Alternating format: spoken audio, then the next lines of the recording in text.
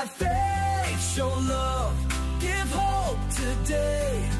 Together we're stronger in every way. From the streets to the heart, we're breaking the mold. Welcome back to Have Faith, Show Love, Give Hope, the podcast, where I have faith, I show love to my guests, and together we try to give hope to anyone that's watching all over the whole world. Today I have none other than Dr. Deonté. Yep, Dr. Deonté Moss. Deonté Moss. Dr. Deonté Moss, also known as Nosey Neighbor. That is another one. Yeah. And he's also an author, TV host, actor, husband, father, grandfather, marriage influencer, content creator. And he also has like a brand or a movement called Pray For Me. Yeah. Right? Yep. I wanted to ask you some questions. I know that people ask you like the same questions about over and over again. So I kind of set it up where I'm going to ask you some questions that are a little bit different, maybe the same, but a little bit different route. Okay. I'm ready. You ready? Yeah, I'm glad to be here, man. Yeah. I appreciate you so much for sitting down with me, man. Okay. So my first question is, I know I read on your Facebook, it said generational curse breaker, Sir. and it also said foster kid. And then I see the man you are today. So tell me a little bit about that road from a foster kid to who you are today. So I grew up in multiple foster homes, 10 different foster homes, 4 different group homes. My mother was addicted to drugs. She was a prostitute. We lived in the house with her boyfriend who became her pimp, prostituted my sisters. I barely could see my dad growing up. Probably like 5 times before I was 21 years old. So I grew up in a lot of trauma, a lot of different stuff going on. But faith got me through my journey. So now I'm Dr. Deonté Moss. Mm-hmm. So I go around the world telling that story, motivating youth, especially foster youth. I really have a niche for kids in foster care because the statistics of foster kids, only 30% are able to graduate high school and move on to higher education like college, but only 1% get a master's or a doctoral degree. Mm-hmm. So I'm a part of the 1%. Wow. So I consider myself one of the dopest foster kids that ever graced the planet Earth. Yes, but sir. I just don't want to be the only dope foster kid. So I go back and make other great foster kids by motivating, encouraging, inspiring them.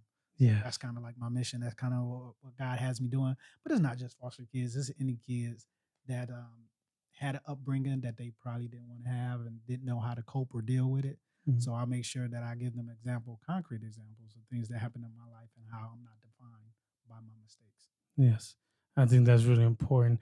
I just had 2 foster kids on last week, Devon and Tavon. Yeah. And I think that would be good when they come back to Toledo. You guys should get together because, like you said, you don't want to be the only one, but you can help. That you guys can help each other to keep going on the mission. Yeah, because it's a movement. It has to be a movement because a lot of hurt people.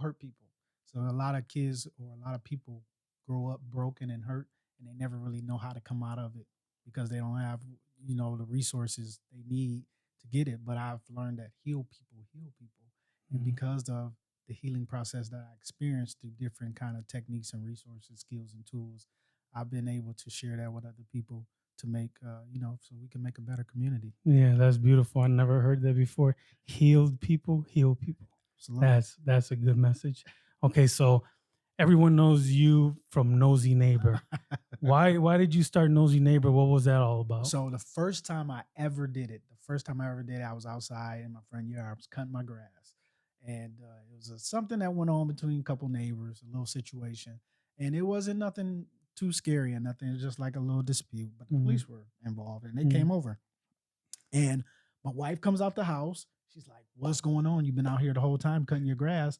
And just to make her laugh, because that's just the kind of relationship we have. I'm like, "I don't know. I'm about to find out." So I go in the house, grab the first thing I see, which is the vacuum cleaner, and I'm vacuuming in the middle of the street. Now, the police officers started recording me because they thought it was hilarious. Yeah. So they posted it on social media. It got millions and millions of views. And then somebody took it off of there and put it on TikTok. Started from Facebook, went to TikTok. And I wasn't really familiar with TikTok. I thought it was like a kid thing where they danced and stuff. I didn't know it was for everybody. So they were like, "Man, you got to get on TikTok. This Nosey Neighbor thing is going up." And at the time, I wrote books. I have my trademarks, my shirts, and Pray For Me and stuff like that. So I started using it as a marketing strategy. Mhm. I said, well, everybody wants to see these Nosey Neighbor videos. Let me start adding my books, my shirts to the skits. Mhm. And I became a bestseller Mhm. and all kinds of stuff. So like I Mhm. feel like God really threw me a bone. It was Yes. just like I'm about to because my main message, the only thing I talk about is my faith. Mhm. So like even though I do the Nosey Neighbor, which is not a lot of talking, I'm just get Yeah, doing my yeah. looks right. But when I am speaking, I'm talking about my faith, and I think Yeah. now people tune in to Nosey Neighbor, but they leave in with a message. Yeah, man. I think it's so amazing because it's almost like you built this like persona, Uh-huh. just the nosy neighbor or whatever, nosy neighbor, just to kind of get people guided the right way. Yeah. Like God gave you that like Yeah. character. He's like a character, right? You're like, like and the police in the back and recognizable, man. I never imagined to get this big, like national syndicated television shows Yeah. is posting my videos that I just Yeah. made here in my hometown, Toledo, Ohio. I'm on, national television. It's like, Yeah. wow, God, just like God take just a thought or idea, take it that far. Yeah. Yeah, I think it's just a precursor of what God's getting ready to do Yes. for me in my life, though. Yeah, I think it's amazing. And okay, so what drives you every single day? Like what makes you to like wake up every single day and do all of this? Because you're doing a lot of things. So it's really just God's plan, man. Mm. I got some things that I like to do. I'm writing books, I'm doing TV shows, movies, and a various number amount of things. But I think it's all like the way God has molded me and directed me and building me to where He wants to be. So I kind of try to stay on this narrow street called straight and not try to get distracted by all these other roads, but kind of just keep where I know I'm comfortable at and I know where God is down the road. So whatever's in this road, I'm not missing any packages. Opportunities come and they in the line and the will of God. That's where I'm going. So that's kind of where I'm staying at, constant communication with Him. Like the name of my book, Push, Pray Until Something Happens Every Day. Like I'm in constant connection with Him, and He telling me what to do next, and I accept my missions when He gives them to me. Yeah, man, that's amazing.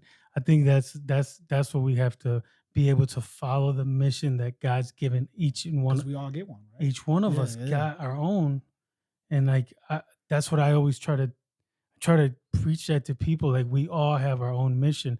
God, somehow, some way, there's people you can reach that I can't reach. Absolutely. There's people that Vice versa. I can, like every single person from our experiences. So I think it's really important, and I think it's amazing. Okay, so you brought 2 books. I did.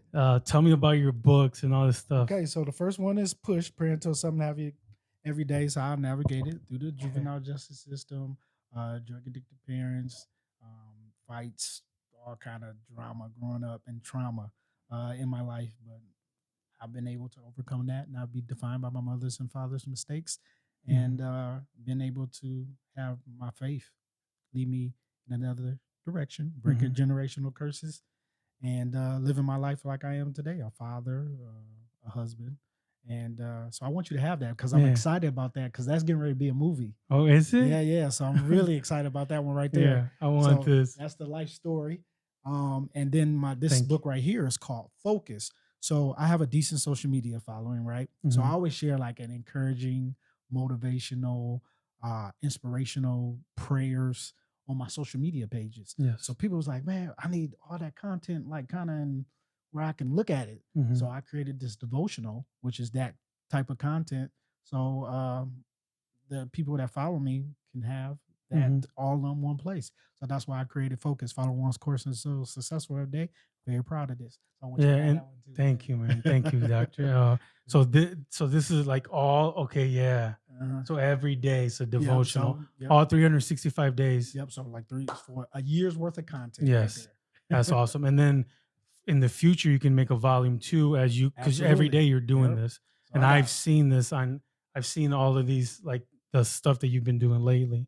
So thank you so much. No problem. And make sure you guys and this where can they find these? Anywhere and everywhere books are sold. Okay, so anywhere, Amazon Books, Barnes Apple Books, whatever. You can go to your local library, right? This will be in your local library? Yep. Okay, that's awesome.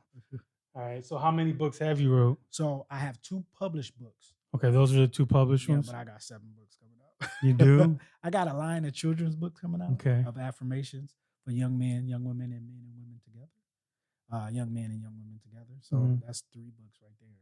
And then I have a Pray For Me book, which is a book of prayers for waking up in the morning. And Mhm. I also have another one for night prayers. Okay.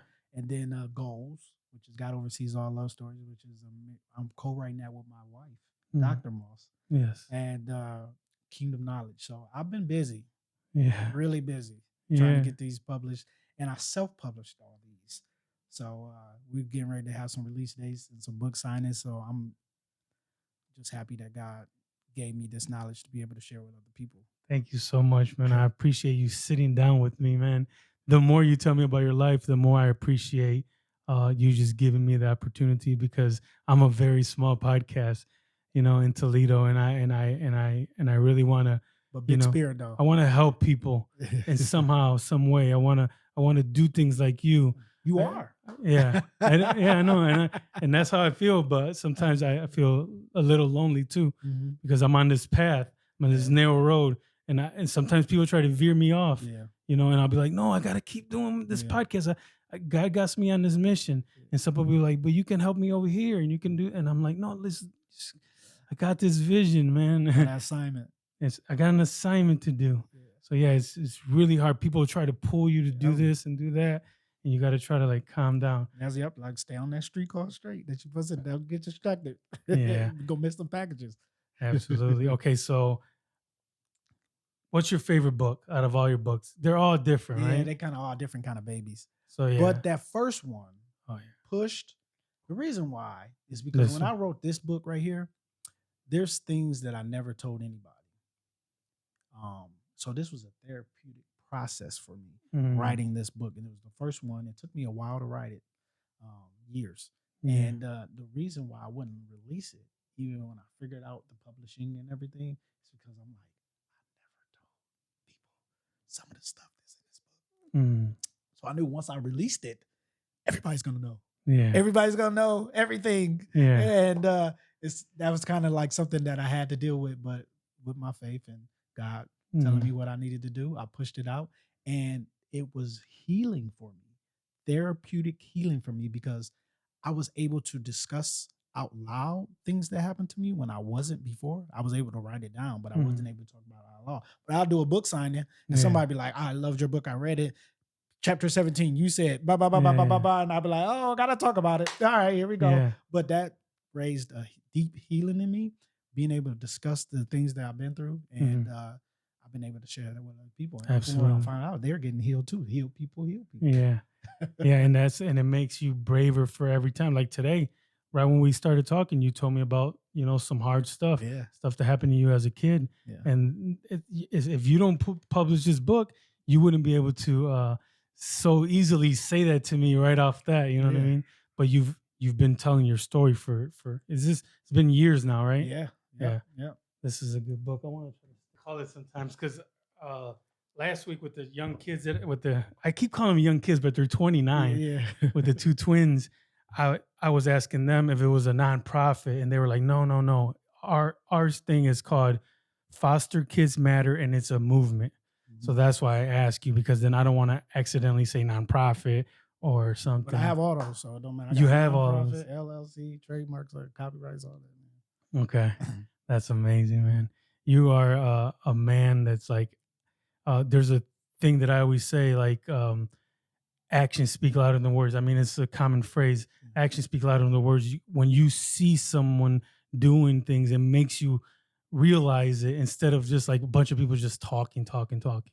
Yeah. All right. So I wanted to ask you about your Pray For Me move. Trademark, yeah. Yeah, your trademark. I want to ask you about that. It's recognizable, right? People, Yes. when they see the shirt, they know it's Moss, right? Yep, They everybody know knows. it's Dr. Moss. So I'm really excited about it, and I've been able to sell a lot of shirts. But it's really based off push, prayer until something happens. Prayer changes things, right? My grandma prayed for me. She was the first person that ever taught me that Jesus loved me from an early age. So I knew things were going to happen. And I always knew that, even in the midst of all the trauma and drama that I was going through, I knew that Jesus loved me, and that I was going to do great things, right? But the prayers of my Nana and my mother, and my mother, who was my great grandma, I always knew that was the reason I was going in the direction that I was going, no matter what. And I think that's what sustained me and kept me strong. I feel like those prayers, like, kept me strong and being able to, go through the things that I went through, but stand up after the things that I went through. Like, it's still better for me. And then even broadening my knowledge, like with the Word of God, and finding the stories in those Bibles, in the Bible, Yes. like a Joseph or David or Moses, and the trials and tribulations they had to go through to become who they become. And I'm like, I feel like I got a story. Yes. Like, you know what I'm saying? Like, Yes, like you it's do. almost been in Bible times or something. Yes. So and I feel like God has given me that to be able to share. And my test has become testimony, and the prayers that I received that sustained me through my whole entire life. Yeah, because it's a great message. Pray for me. That means that people are like hundreds and thousands of people are going to be praying. And it's for like you. a comment. I wear this shirt all the time. People come to me every day. Like, even when people get the shirt from me, right? Yeah. They'll be out of town or they'll be here. And they had a shirt on. People will come up to me and ask them about the shirt. Like, what do you need prayer for? What, you know what I'm saying? Or blah, blah, blah. It's like a conversation. Oh, yes. Beautiful. So, like, my shirt too. I made 2 sweatshirts say have faith, show love, give hope. That's all it says. And people tell me all the time, like, I like your shirt, and it just has just those 6 words. Yeah. And then they'll say, like, is your faith real, or is it just a shirt? And I'll say, no, my faith is real. See, it's power in them words, man. Yeah, it's power in them words. Yeah, those are just a few little words about prayer, God, faith, and it'll move mountains. Yeah, that's how you know you're live. Yeah, it's beautiful, man. Okay, so I got some more questions for you. All right, so that's all the Pray For Me movement, or the Pray For Me brand, trademark. Yep. Is that's trademarked? Yep. So nobody's allowed to put this on a shirt but me. For real? Yep, I'm the only one allowed to put Pray For Me on clothes because I own the rights and of this phrase. You might have to show me how to do that. Unless like now they could switch it up by saying like pray then the number 4. Yeah. They could buy that trademark, but this phrase is mine. So you can actually do collabs with people or anything. Like Nike wanted to come, they can't put perfume there because I own it. Like, I can't put a check on my stuff because they own it, but we could collab and put it together. Wow. We wish we have some people in the city that's done a lot of stuff like that, like Mudmaid and Daryl and all those guys with the Midwest Kids. They collab with so many different people, Walmart, so I'm open to, getting some deals. That would be amazing, yeah. Maybe me and you can collab. That's a great idea right there. We'll do a have faith, show love, give hope, and a pray for me. There we go. That would be an amazing shirt to sell. Yeah, and we could put some proceeds to something positive. For sure. Yeah. Okay, so I know that you do married, you and your wife. Are you guys having a show or we have a TV show? Yep. Okay, so tell me about marriage and all that stuff. So we got a TV show called Moss and Marriage Goals, right? The Goals Show, Moss and Marriage Goals, which Goals is an acronym, stand for God Oversees All Love Stories, right? And the marriage show is we interview married couples. They tell us their love story, how long they've been married, any skills, tools, or advice about marriage they want to share with the world. And it's really that simple. Like, we go in there, we ask them how they met, how they fell in love, and what's the best advice you heard, what's the worst advice you heard. Yeah. And the show's an hour long, but 45 minutes, give or take some commercials, right? But very excited about it because it started basically because when me and my wife got married 15 years ago. Wow. 15 years ago, there wasn't a lot of people married in our families, so we kind of became this example in our families of marriage because we were married. And then other people started getting married in our families, and they come to us like, "Hey, how?" And we like, how you do this marriage stuff? I'm like, I don't know. Google marriage, right? Because I don't know either. Yeah. But because we wanted to be married, we started doing research, which my wife loves research, and then finding resources, tools, and skills.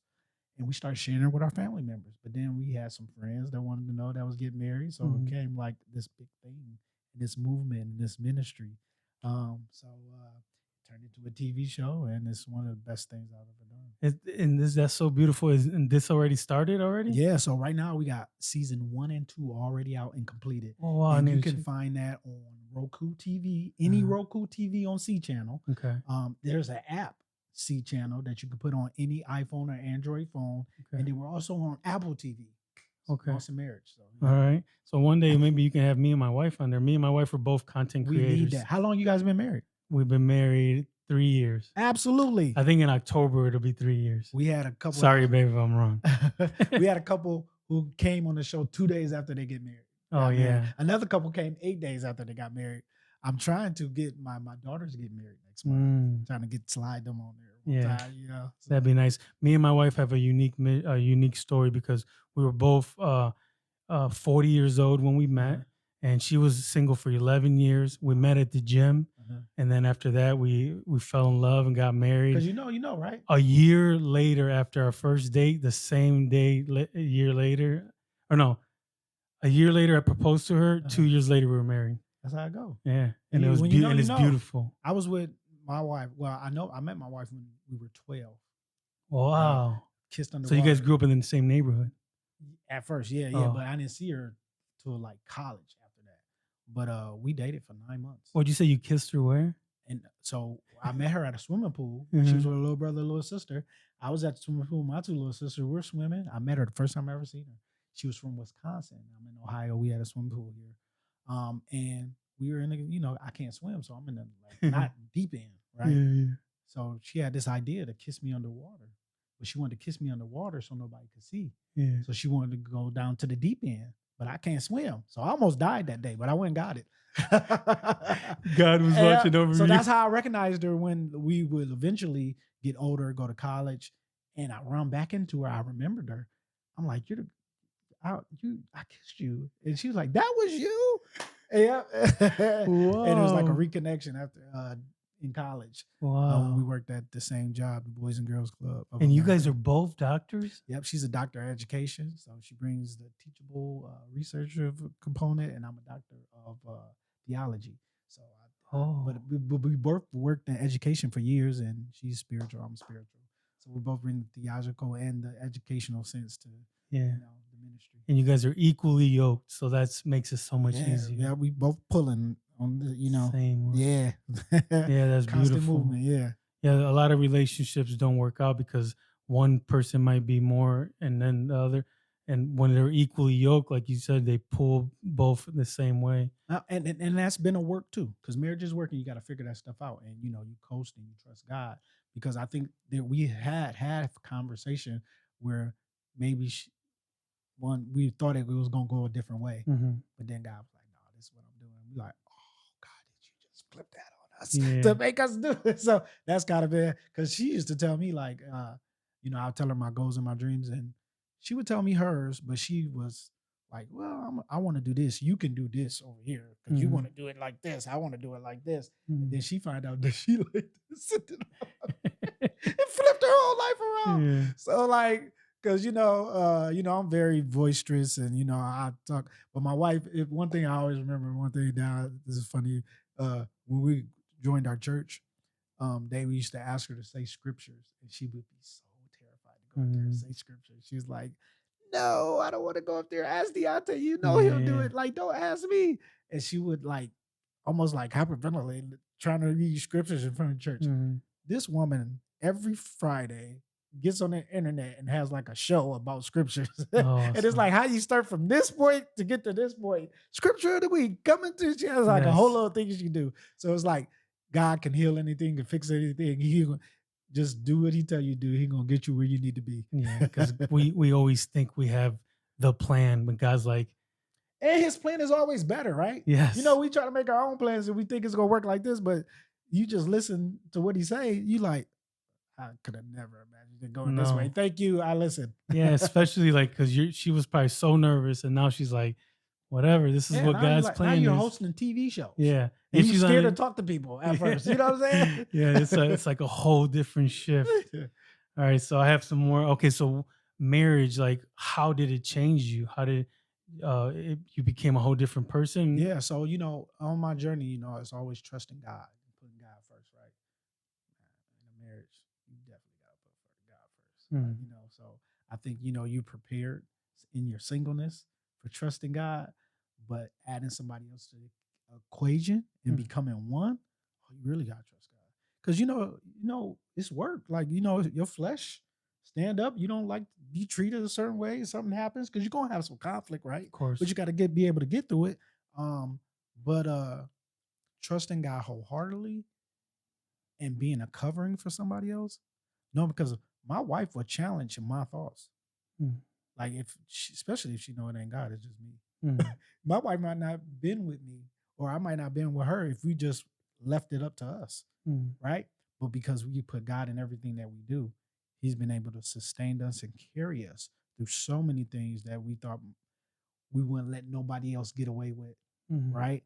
But God molding us and letting us grow together and, loving each other more and growing. So now it's like a super appreciation for each other now, because you done been through so many things that was so tough and hard, and you still here with me? Like, I appreciate, I love you. Like, yeah, like you, this is real, like, type thing. So I don't know. I appreciate it. I love it. That's my girl. Yeah, the bond gets so much stronger. Yeah.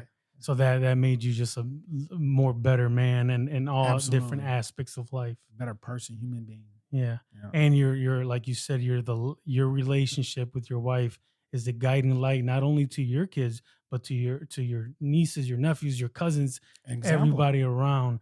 By you setting a good example, you guide them. You don't even have to explain it to them. They can see it. Yeah. And now you're doing this show, so now you get to sit down with all kinds of different couples and they talk about their relationship. Yeah, because I believe wholeheartedly that marriage is a godly act. And if you don't have God in it, you can't do it. I believe that. 100%. Yeah. Yeah, I believe that too, man, because I've been through a lot of relationships and a lot of them didn't have, a lot of them fell apart. But now that I sit back and think about it, we didn't have God in our relationship. So things happen, bad things happen when you're not following, some kind of guide in your life. He tell you how to do it. And sometimes we don't want to, we get a little stubborn, Mhm. We don't forgive, we got stuff that, and there's consequences for not doing the way he told you to do it. Yeah, you're right. You're absolutely right. All right. So you do a lot of TV, you've been writing books, content creation, all this stuff. What's your favorite thing to do out of all of that stuff? You know what? I think I think I'm passionate about all of it because like, it's just, it allows me to, reach so many different audiences in different ways and tell my story. Like, it's not like I'm just doing it. It's like I get to tell my story through this book. When I'm doing these movies or these TV shows, I'm acting, I'm reaching a certain audience and I'm fulfilling so many things that, like, even I was just talking to somebody the other day and we was talking about how when I do the theater shows and I'm out on stage and I get the attention that I get, like, I never had that growing up, like, being rejected or abandoned, growing up in foster care, stuff like that. And now people like coming to see me. Yeah. You know what I'm saying? It's like, I was super nervous when you were coming. but it's like a crazy thing for me because I used to feel like nobody cared. Yeah. Right? It's like an empty place in my heart, like nobody wants me. And then everybody like, what's up? We're happy to see you. And it's like, God, what are you doing? I'm like a little kid, like, thank you, Lord. Like, yeah, dude. It makes you feel good, like sometimes, you know what I'm saying? Because it's like he's making up for the times when I was lonely and nobody, like I felt like nobody was there. Now I walk outside and they're like, I know you. Yeah, man. It's amazing. When you said you were coming, I was excited. Then when I first messaged you and I said, hey, I'm here, getting everything ready. People cancel on me at all times. Really? So, I'm like, now I'm on my way. Yeah, some people will be like, hey, man, something came up. So you said I'm on my way. I was like, yes, let's go. I couldn't wait to get here, man. It made me excited because, we live like you're always busy. You got all this stuff going on. But the majority of people, we're going to work, we're coming home, we're on our phones. Yeah. We don't have this interaction. So this podcast to me is really important because I get to sit down with you. Next week I get to sit down with, somebody else. Last week I sat down with the Woods twins, and I get to sit down with different people and get all these cool stories real and interaction. Yeah. Of course, it feels like some meat and potatoes in life because we're missing that, man. The majority of time. I mean, unless you're but because you're doing a lot of stuff, you're meeting a lot of people, but not everyone has that ability to do all that stuff. And you know, and social media kind of trapped a lot of people, even me. I'm gonna say it because of this reason. Mm-hmm. You know, you don't really get to have these interactions that we're having right now, talking to people. Mm-hmm. You know, I've done watch people grow up through social media and think like I know them because of what they post. Mm-hmm. Like, you know, like I met a kid the other day, right? Mm-hmm. And I'm like, hey, what's up, man? Hmm. You know, and he's like, you know, a teenager now. But I don't watch him grow up. Yeah, Like through social media because I went to school with his dad and saw his football games. I remember you broke your leg, but you got back. You out well. I prayed for you when you got sick. You know what I'm saying? And then he like, oh, hey, I don't know you. I never met you before. I'm like, it's me. Yeah. I told you happy birthday for 15 years. He's like, okay, thanks, but I never met you before. You just know my dad and my mom. Like, you know what I'm saying? But it's like we get caught up because we think we, you know people because we see them. Yeah. We see pictures and stuff, but we don't have the real interaction with them or, you know, to be able, the dialogue to be like, I know you. Yeah. I just see you. I don't really know you. So he looked at me like, yeah, I mean, but I never met you. This is the first time like I really met you. And I'm like, no, we met before you were 8. It feels like it, yeah. Like, because we live in this world where if like I see your videos every day. So it's like I already knew what you looked like. I knew what you sounded like. So I you know, so I was like, I kind of act like I kind of feels like I know you already walking up here, you know, but I'm still nervous because I'm like, I have never got to sit down and talk to him. But I like meeting people because it feels like you get to actually, when I sit down and talk to you, I can actually, I don't know if it's just me or what, but I can feel your heart. I can see who you are. Unless you're just a guy that's just like a super liar and just wants to, but you're not. But I'm saying I've sat down with people that I can feel like they're, but when you're a genuine person, you can feel That's it. why I like being around kids, because kids let you know instantly. They know if you love them. They know if you care about them instantly. Like, and they not gonna mess with you if they know you ain't messing with them. Yeah. Like you, that's why I think influence is so powerful. The reason why I do my mentoring stuff, because imparting in them and influencing them, they gotta know that you care about them, and then that's when change happens. When they know that you genuine and you real. Yeah. You know what I'm saying? Yeah. And we can feel that. Everybody, we feel that from people every day. We know who real for us and who ain't. You know what I'm saying? But them the people that you need to be around, the people that motivate, encourage, and inspire us, man. Yes, sir. I've sat down with people right across from me, and I'm like, I can feel the lies. I can tell the lies. I can, you know what I mean? And I don't know if they're lies, but sometimes I'm like, people will message me like, man, that guy was lying the whole time. I'm like, oh yeah, I kind of felt that. The energy was low during the interview and the podcast. All right, so I see that you're doing all this stuff. What fuels the purpose of your life? Like, God, 100% my faith. Because it's never led me the wrong way. Following God has been the best decision that I ever made in my life, and it's gotten me to where I am now. Even with the story of like, forgiving my parents after feeling abandoned and rejected, like forgiveness has changed my life. And it's not something I wanted to do at first. One of the turning points in my life was when I could count how many times I met my dad growing up, probably like 5 times. He was always in and out of prison, he sold a lot of drugs, all kind of stuff. One time he came home and I didn't know he was home, and I ran into him in a corner store. He was in a corner store and I couldn't believe it was him. I'm like, adolescent and young. And I'm like, oh my God, are you? Don't like, and he like, yeah, what's up, man?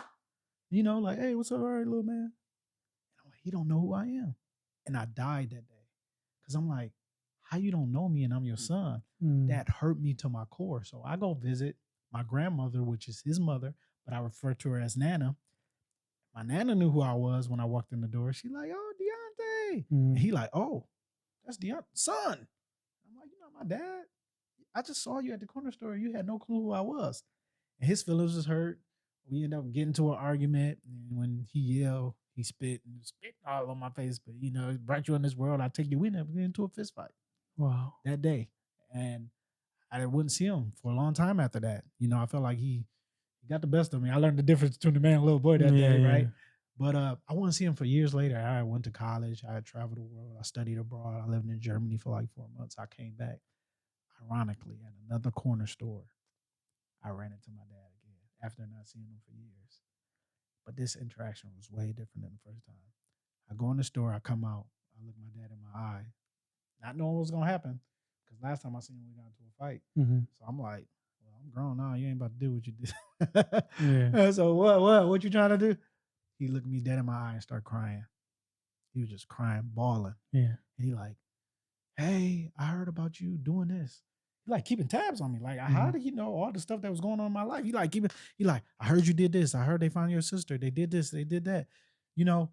And I'm like, how does he know all this information without talking to me? And he like, can you just please talk to me? And because of my faith at the time, I knew I had been watching Oprah, you know, and she was like, forgiveness is giving up the hope that things could have been different. Yes. And there's this girl on there, Ayana, she gonna fix your life, you know what I'm talking about. Yeah. She like, you know, it's for the victim, not the perpetrator. Yeah. And I agreed with all that. And I knew it was the right thing to do. And I forgave my dad. One of the best decisions I ever made in my life, because God can heal anything. My father had a conversation with me to change my life. The conversation he had with me, he said, one day we was leaving church. The service was high. We was in praise and worship. We walked out of church. My father looked at me and he said, teach me how to be a man. I said, what? Excuse me? Like, I didn't know how to deal with that. This dude that made me. He said, teach me how to be a man. And I'm like, what? What do you mean, sir? I wasn't even comfortable calling him dad. I'm like, what do you mean, sir? Yeah. You know? And he like, all my life I had issues. I had problems. I had things I didn't know how to deal with. That's why I used drugs. That's why I sold drugs. That's why I was in and out of prison my whole life, because I didn't know how to cope with the trauma and the drama in my life. He said, but you had trauma. You had drama in your life, and you was able to manhandle it head on because of your faith. He said, I want to serve the God you serve. Teach me how to be a man. And my life changed that day, because I knew for a fact that I used to have this thing where, because I felt abandoned and rejected and nobody wanted me, I'm like, I'm going to be so successful that they're going to wish they was in my life. They're going to feel bad that they didn't raise me. That's what I used to think. Like, that's what my flesh thought. It motivated you. God said, that ain't how I work.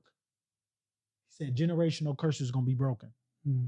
He said, you're going to go back and get them. And I had to do that with my mom, my sisters, and everything. He said, you're not going, this success ain't for you. This is for the family. We all going to get it together.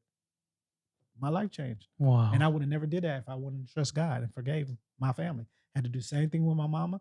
I ended up finding out what happened with my mom and all that stuff that happened to her, because my mom was in orphanages, molested, raped by her father and stuff like that. Cause I used to think, how could you prostitute your body and then teach your daughter? That doesn't make sense. What's wrong with you? Ugh. But she was conditioned. And she had an issue. She was on drugs. So when she was reaching back out to her, when she was reaching out to us when she was in prison, like trying to reconnect with us because she knew she was wrong, you know, we weren't really on it. But God told me that if I forgive her, her life would change. And when she came out, I was first one there. Man. I love you, Mom. And she's been clean for over 15 years now, right? Wow. And the person who didn't like her the most, who had hate for my mom, was my sister, because she like, my sister had to go through a whole bunch of suicidal stuff. You know, she was being sex traffic ring, prostitute, all kind of stuff. So she had like some hate in her heart, like for our mother, because she was like, you taught me this lifestyle, right? Yeah. But my sister had a big thing, maybe like almost a year and a half ago, where she overdosed and died in a bed. Oh my God, I'm sorry. Next to her boyfriend, right? They were able to resuscitate my sister. She had to have a heart murmur, and she survived. The boyfriend died with the same dosage that she took. He didn't make it. The first person to fly out to Colorado to nurse my sister back to health was my mom. Brought her back here. She's here with us now. She nursed her back to health. The same person that she hated was the person that helped save her life. And she'd been clean for over 15 years. Wow. So she taught her the game, and then the person she hated most is the person she depended on to get better. But that was my mom's prayer. Yeah. My mom was like, Lord, give me back to my kids. Teach me to be a positive life for my kids. Let me fix some stuff. And only God could do that. Only God could do that. Wow, man. That's generational curses being broken. Yes, sir. Not being passed down. That's purpose. So that's for your purpose. Yeah, because look, sometimes we think growing up that our parents know everything. Our parents sometimes they're in their 40s, 50s, they're still struggling. Me right now, I'm 45. I'm still trying to figure out my life. So now that I'm an adult, I can see like, yes, my dad made a lot of mistakes. My mom made mistakes because they were still trying to figure out their lives. Yeah, to this day. And we take what we need from it and what we don't. You know what I'm saying? I love hanging around my dad, my biological dad. Yeah. Now I'm married. My dad's single though, right? And he liked to kick it, he do his thing, but I love being around him because I miss so much time. I learned a lot about myself with even the good or bad things he do, right? Yes. I know what to talk to him about and what I can't, but I'm learning about myself and what's in me the whole time I'm with him. And I'm watching my mannerisms, I'm seeing what he's doing, and I know where it can go because I'm watching him and I'm seeing them now, right? Certain stuff I'll stay away from because like I really can't talk to my dad about marriage. He think he a pimp. So he's like, yeah, get you another one. I'm like, that ain't a conversation I need to have with you now. I'm trying to do boss of marriage, right? But I understand the boundaries and I learned so much more about myself. And then I get to have my dad in my life. Yes. The place that was empty. My mom is back in my life. The place that was empty where nobody wanted me is now like, my mom came to my graduation when I got my doctoral degree and had a fit. But it was like, calm down, mom. But she like, oh, she's excited. Oh my God. Like, and it was like, that's my mom. Like, you know what I'm saying? And I never had that before. You know what I'm saying? We ain't never get enough for Christmas or nothing. Right? But I'm being fulfilled later in my life, right? Yeah. From stuff that I missed out. I feel like I ain't missed nothing because the love of God has covered everything. Yeah. Right? Yeah, God's fixing everything. Fixing it all. And it's like, man, it's like I never missed a beat or a step. Like I can't change my life. Your father reminds me a lot of my father. Mine, like the same, like a lot of the same story. One day I got into a big argument with him and he told me, because he always used to tell me like, I have no regrets. He's a single guy. He talks, oh, who cares if you're married? Like he doesn't care about marriage or nothing, but I'm married and I'm like, I respect my wife and don't talk to me about that kind of stuff. And then one day he's telling me like he has no regrets, right? And I'm like, you don't even regret like when we were younger, you went to prison, you missed out on us. And then he started crying. He said, yes, I do regret it. I do regret it. That day my life changed just like you, because then I was like, okay, he started crying to me. He's like, I do regret it, but there's nothing we can do now. All we can do is fix his relationship now. And then I picked him up from prison. I put him in his own apartment. He works with me. I take care of him. I'm with him all the time, like at least 3 days a week. Like you said, man, it opened up this whole new, like I get to see him. I get to be with him. Like it's not going to be that much more longer because he's like 70, And I'm appreciative for that time, Yeah. Because a lot of people never got to experience anything. Yes. Right? So you've been through it. So since I want to give hope through my podcast, what's a message that you would tell like a young kid that maybe is going through some of the stuff that you went through? So one thing I like to say, don't be defined by your mother's and father's mistakes, right? Because you still got to be who you're supposed to be. And it's unfortunate, but sometimes we got to be people that change our family. Sometimes we have to be the Josephs of our families, the Moses of our generation. So we got to do the work that God has given us, because it's all going to align and work out if we do our part. So you have to do your part no matter what. Unfortunately, sometimes mom's not in this situation, dad's not in the situation, or whoever. You might have a different growing up style than everybody else. You might have to deal with some traumas and some dramas. But you can get through those tests. They're going to be testimonies. And it's going to be for the ultimate will of God's plan at the end. So don't be defined by your mother's or father's mistakes. You still got to be who you're supposed to be to meet your purpose in this world. Yes, that's a great message. Make sure you guys really pay attention to that. Their mistakes are their mistakes. You can fix anything, anything for yourself. You can read more books. You can learn more. Reading is a very powerful tool, right? Oh, definitely. Because I know you're an author, so I know like reading is really important. When I was in prison, there's a lot of statistics based on that. Like the 3rd grade reading guarantee. If you don't know how to read, you automatically, lined up. They saying it's a fact. If you don't know how to read by 3rd grade, they say you're going to go to prison. For real? Yeah. Wow. So it's like so many statistics that try to say and prove, but you know, I'm a godly guy. You know what I'm saying? So I feel like God can change and do anything. You know what I'm saying? So I've experienced that. But yeah, man, reading is definitely important. Yeah, reading, because I learned a lot of this like leadership stuff that I know and all that from reading a lot of books. Mhm. When I was in jail, I read a lot of books, and that's kind of when I came out. I had a lot more knowledge because I didn't really read the Bible until now. Now I'm reading the Bible, and now that I read the Bible, I'm like, this wasn't that self-help book. This was a lot of self-help books come from the Bible. The real help, huh? This is the real self-help book. Yeah. You know. It's so many beautiful stories. That's why, I chose to get my master's and my doctoral in theology, mainly because of that book, man. There's so many great stories in that book that helped me throughout my days, man. Yes. Like I put myself in that situation. Like I'm David. I'm Joseph. I'm Moses. You know what I'm saying? Like I'm going through these situations like, of course, dang, this is what Jesus did. This is how what he did. Yeah, because a lot of people think that God's going to change your life, right? Mm-hmm. And God might, but if you read the Bible, you realize that God sends people to change lives. Mm-hmm. He sent you to do this. He sent me to do this. Mm-hmm. He's sending all of us on our own little mission. Mm-hmm. Some people run away from God. Like there was one guy that ran away, and God kept. What is it? Yeah, Jonah. Jonah. He ended up in the belly of a fish and all that. Because like sometimes we run away from God. Yep.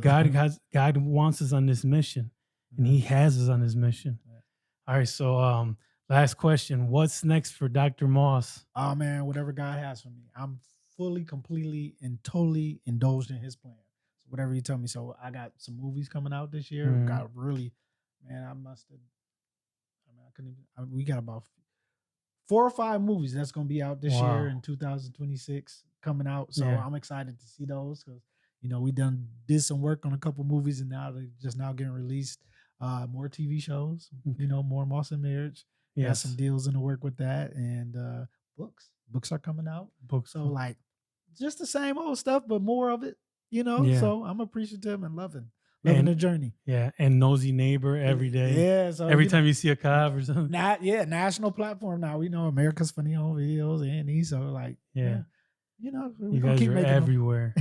So keep doing that. And how important is that, like content creation, to become like, let's say like a young kid is, do you recommend finding something cool to do? It doesn't have to be something like, raunchy or fighting, but something like that, like build a character so you can get some good, tell me about a little bit that. Well, I think,